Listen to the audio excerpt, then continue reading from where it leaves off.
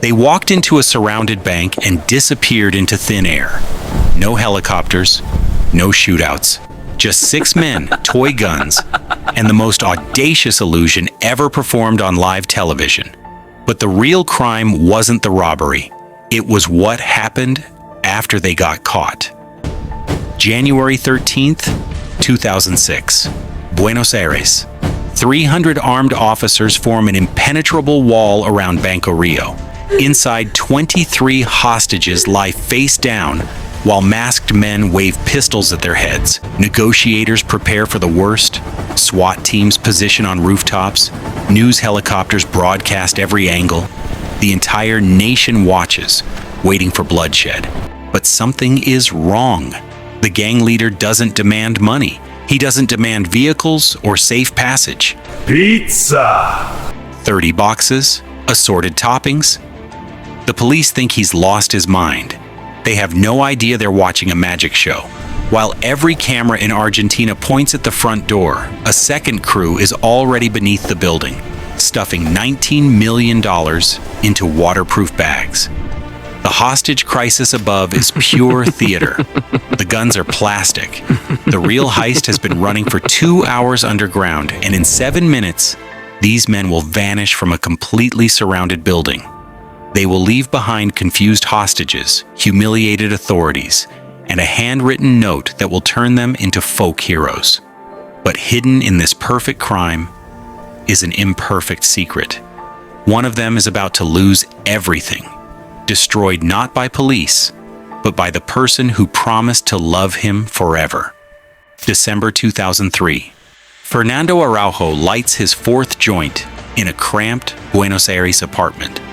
He's a struggling artist who can barely afford rent, but spread across his coffee table are newspaper clippings from the Romano Bank siege of 1999. The disaster where police stormed a hostage situation on live television and killed 2 innocent people. Most people see tragedy in those images. Araujo sees opportunity. He sketches something on a napkin. What if robbers could disappear from inside a surrounded bank? Not through violence or surrender, but through impossibility itself. He calls Sebastian Garcia Bolster, a childhood friend who fixes motorcycles in a garage outside the city. Bolster's hands are scarred from years of welding, building things other people say can't be built. His family lost 80,000 pesos when Argentina's banks collapsed in 2001. Their entire life savings evaporated overnight, while executives walked away unpunished. When Araujo proposes robbing Banco Rio, Bolster doesn't laugh. He doesn't ask why. He asks how. Araujo spreads blueprints across Bolster's workbench. Banco Rio in Acasuso sits above storm drainage tunnels that connect to the Rio de la Plata.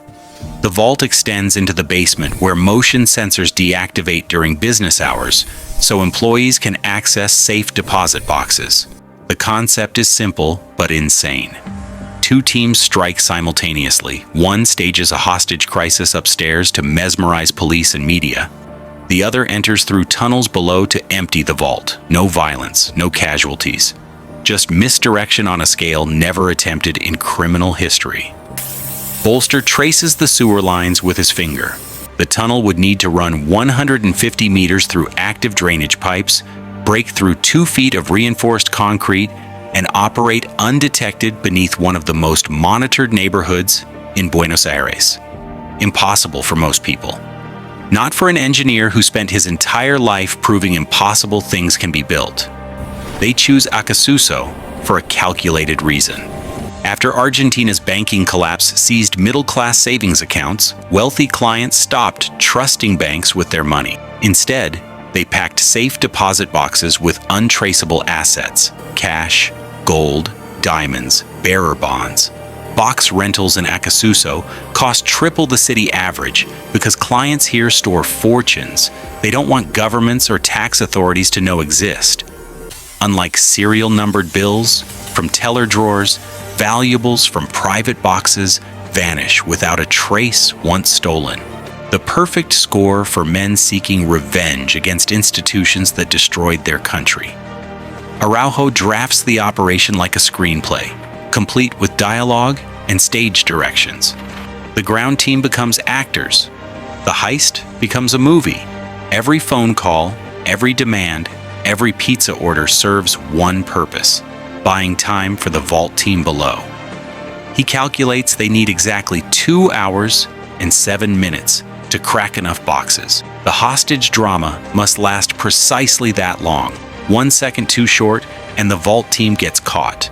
1 second too long, and police might check the basement.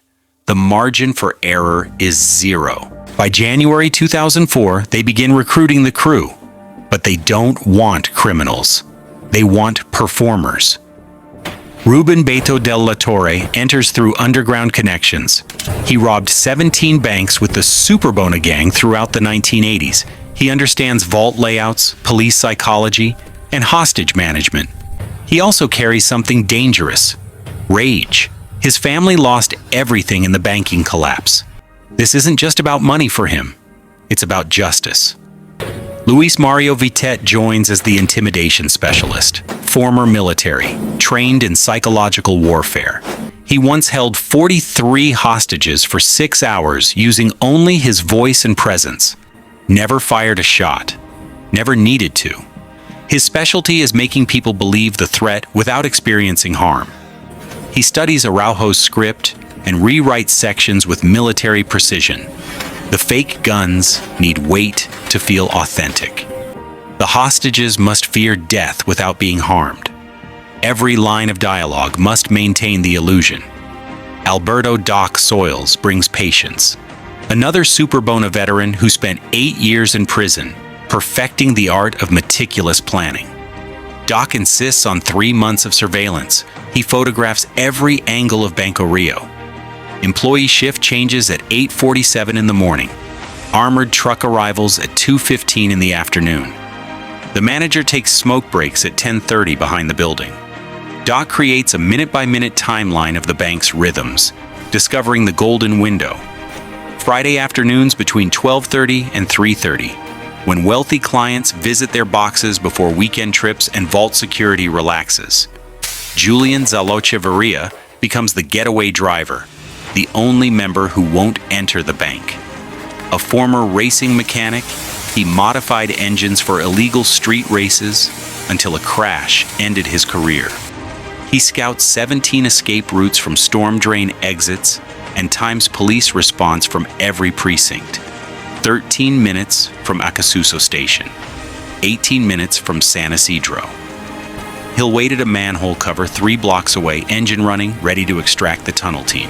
One delay, one wrong turn, and everyone gets caught. September 2005.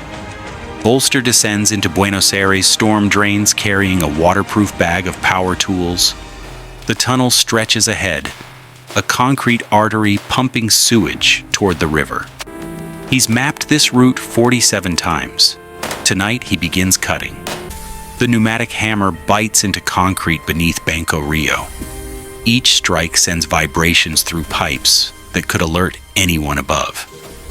He works in 10-second bursts, listening for footsteps, alarms, anything. 4 hours later, he's penetrated 6 inches.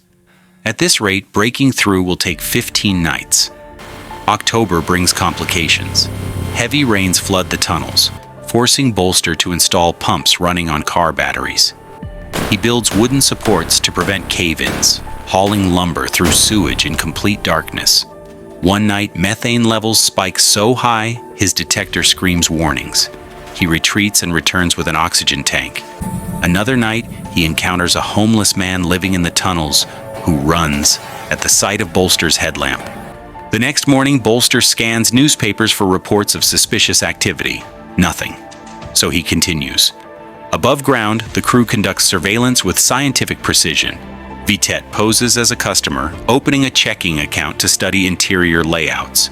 He memorizes camera angles, 13 total, with blind spots near the basement stairs.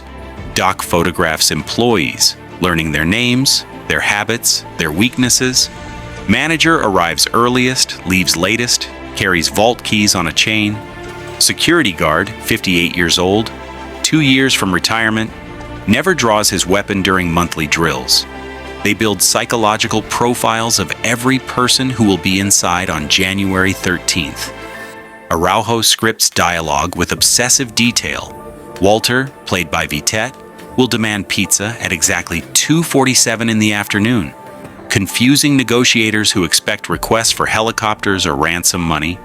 The absurdity serves a purpose. Pizza delivery requires approval from multiple commanders buying precious minutes. Beto will release one hostage every 20 minutes, maintaining police hope for peaceful resolution. Doc will fire blanks at the ceiling at calculated intervals, just enough to prevent police from storming, but not enough to trigger assault protocols. Every word, every gesture, choreographed to control police psychology. December 20th, 2005. Bolster breaks through the final inch of concrete. His headlamp illuminates the vault floor above, smooth tiles he's seen only in blueprints. He's created a hole just wide enough for a man to squeeze through. He photographs the opening and seals it with quick, dry cement that he can break in seconds on the day. The tunnel is ready. January 13th, 2006, 12:28 in the afternoon. Bolster enters the storm drain wearing coveralls and carrying an underwater sledgehammer. Behind him, Beto and Doc wade through knee-deep sewage. They reach the sealed entrance beneath Banco Rio. Bolster strikes once. The cement plug crumbles. They're inside the vault. Above them, 23 customers and employees conduct normal Friday business, unaware that 3 men just materialized below their feet. 3 minutes later, at 12:31, Vitet, Araujo, and Doc walk through Banco Rio's front door dressed as businessmen. Vitet approaches the information desk and asks about opening an account. The moment the security guard turns away, Vitet pulls his replica pistol. Nobody move! This is a robbery. His voice carries military authority that makes everyone freeze. Araujo locks the front door. Doc herds customers against the wall. Within 90 seconds, they control the entire bank. By 12:45, police receive the first emergency call. By 12:52, 40 patrol cars surround Banco Rio. By 1:15, 300 officers establish a perimeter, helicopters circle overhead, snipers position on rooftops. Inside, Vitet begins his performance. He calls police and sounds reasonable, almost apologetic. "We don't want anyone hurt. We just need time to think." He releases one bank teller to show good faith. She emerges crying, tells police the robbers seem nervous, but not violent. Negotiators interpret this as weakness. They're wrong. 1:30 in the afternoon. In the vault below, Bolster's pneumatic ram destroys safe deposit boxes in seconds. Box 73 explodes in a shower of euros. Box 91 contains gold coins, dated 1892. Box 156 holds bearer bonds worth $2 million. They work systematically. Left wall, back wall, right wall. Some boxes contain family photos and love letters. These they leave untouched. Others burst with cash so dense it seems counterfeit. One box holds nothing but cut emeralds that scatter across the floor like green stars. They stuff everything into waterproof duffel bags. At 2:47, Walter makes his pizza demand. The negotiator actually laughs. "You want pizza now?" Walter insists. 30 boxes, assorted toppings, enough for hostages and robbers. The request travels up the chain of command. Everyone laughs at these amateurs demanding food during a siege. They approve the order. At 3:05, delivery drivers approach under police escort. The smell of oregano and cheese fills the bank. Hostages eat nervously. Police psychologists interpret the feast as a positive sign. The robbers are humanizing their captives. 3:27. Bolster's team has cracked 143 boxes. The duffel bags bulge with approximately $19 million in mixed currencies, gold, and jewels. Bolster checks his watch. Time to go. He tapes their message to the wall. In a neighborhood of rich people without weapons or grudges, it's just money, not love. They lower themselves back through the hole into the drainage tunnel. Above, Vitet tells the final lie. "We're coming out in 5 minutes." He hangs up. 3:32. The tunnel team loads bags onto an inflatable raft, paddling through sewage in total darkness. 3 blocks away, Zalocheveria waits at manhole cover 47B. One by one they emerge, soaked, stinking, victorious. They pile into his van. At 3:33, while police still surround Banco Rio, the real robbers are already gone. The van disappears into traffic. Inside the bank, Vitet leads hostages to the basement conference room. "Stay here. Don't move for 10 minutes. He locks them inside, places toy guns by the door, and the upstairs crew vanishes down the hole. 7:45 in the evening. 4 hours later, SWAT teams storm Banco Rio. Flash grenades explode. Officers sweep rooms shouting clear. They find 23 hostages locked in the basement conference room, traumatized but unharmed. They find toy guns arranged in a neat row. They find pizza boxes, some still warm. They find no robbers. The commander radios headquarters. The subjects have vanished. Silence on all channels. Then someone asks, "What do you mean vanished?" 8:15. Detectives enter the vault. Safe deposit boxes hang open like mouths screaming. The floor glitters with scattered pearls and torn velvet. Then someone sees the hole, a perfect circle leading into darkness. A detective aims his flashlight down. The beam disappears into storm drains that stretch for miles beneath Buenos Aires.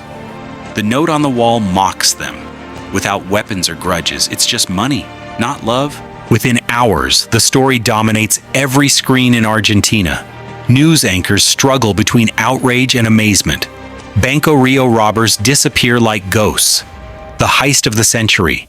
Police fooled by pizza and toy guns. Talk show hosts debate whether to condemn or applaud. Callers flood radio stations. Most support the thieves. "They robbed the rich without killing anyone," says one caller. They're heroes. After banks stole billions during the 2001 collapse, many Argentinians view this as poetic justice. But in a modest house in Buenos Aires province, Alicia Di Tullio watches her husband Beto count stacks of $100 bills. She knows where that money came from, and she's about to make a decision that will destroy everything. February 15th, 2006. Alicia finds $73,000 hidden inside her bedroom wall. Her husband tore open the plaster while she was visiting her mother, stuffed cash behind insulation, and sealed it with fresh drywall. She only discovered it because the paint doesn't match. This is the 3rd time she's found money. First under floorboards, then inside the water heater, now the walls. Her house has become a vault. She knows about Banco Rio. Everyone does. She knows Beto was involved. What she doesn't know is that he's planning to leave her. Beto tells friends he's moving to Paraguay with his girlfriend, a 23-year-old named Claudia he met at a nightclub. Alicia discovers the affair through text messages. She confronts him. He denies everything, then admits everything, then promises to end it. 3 days later, she follows him to Claudia's apartment. When she pounds on the door screaming, neighbors call police. Officers arrive to find Alicia crying in the hallway, shouting about stolen money and Banco Rio. They take notes. One detective recognizes the significance. 5 days later, Alicia walks into federal police headquarters. She provides names. Her husband Beto, his friend Vitet, someone called Doc. She describes planning meetings in her kitchen while she served coffee. She overheard tunnel discussions, gun rehearsals, pizza strategies. She knows they used toy weapons because Beto laughed about it for hours afterward. She doesn't know about Araujo or bolster. Beto kept her partially ignorant for her own protection, but she knows enough. March 7th, 2006. Pre-dawn raids strike simultaneously across Buenos Aires. Police smash through Beto's door at 4:47 in the morning. They find him sleeping beside $970,000 in cash. He doesn't resist. Within hours, subsequent raids capture all 6 men. The only evidence is Alicia's testimony and the money in Beto's house. The rest of the $19 million remains hidden. 1 week later, news breaks. Banco Rio gang captured. The public reacts with disappointment. Polls show 68% of Argentinians wanted them to remain free. Lawyers volunteered to defend them pro bono. Crowds gather outside the courthouse chanting support. Even hostages express sympathy. Several refuse to testify, saying they were treated well. The trial becomes theater itself. Araujo, ever the performer, treats court like a stage. He explains the heist as a work of art against financial oppression. Bolster describes the tunnel engineering with precision, making jurors laugh. They don't deny guilt, they deny shame. When asked about the missing millions, Araujo smiles. What money? We took toy guns to a bank. Sentences range from 9 to 15 years. By 2020, all are free. Araujo writes a book, sells movie rights, and gives university lectures on creative resistance. The missing 17 million never surfaces. Some believe it's buried. Others think it was spent. A few suspect the robbers invested it, living off interest while serving time. The greatest magic trick in criminal history succeeded completely. They robbed a bank using pizza and toys, vanished in plain sight, and became folk heroes. Despite capture, they proved perception beats reality. That controlling the narrative matters more than controlling weapons. They turned crime into art, humiliation into admiration, capture into victory, except for Beto. His wife got revenge. His girlfriend got scared. His friends got suspicious. He lost everything: money, family, respect from his crew. The man who helped pull off the perfect heist was destroyed by the oldest weakness: betrayal born from broken promises. The money couldn't save his marriage or buy loyalty. In the end, Alicia Di Tullio accomplished what 300 police couldn't. She made the magicians disappear, and she taught the world a lesson more valuable than $19 million. The perfect crime doesn't exist, because the real vault you need to protect isn't underground. It's the trust of the people who know your secrets.